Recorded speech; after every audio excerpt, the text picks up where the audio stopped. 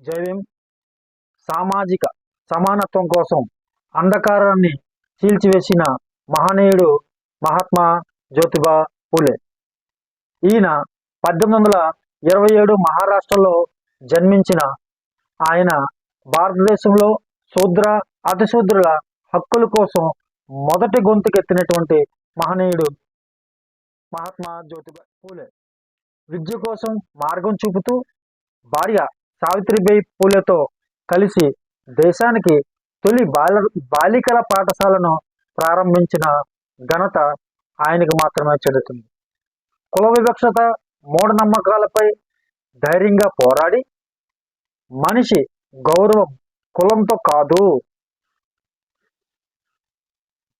విద్యతోనే నిర్ణయించబడాలి అనేది ఆయన సందేశం సమాజానికి అందించారు.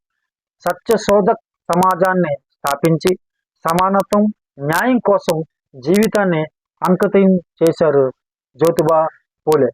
నేటి భారత రాజ్యాంగ విలువలకు పునాది వేసిన మహా సామాజిక సంస్కర్త మహాత్మా జ్యోతిబా పూలే.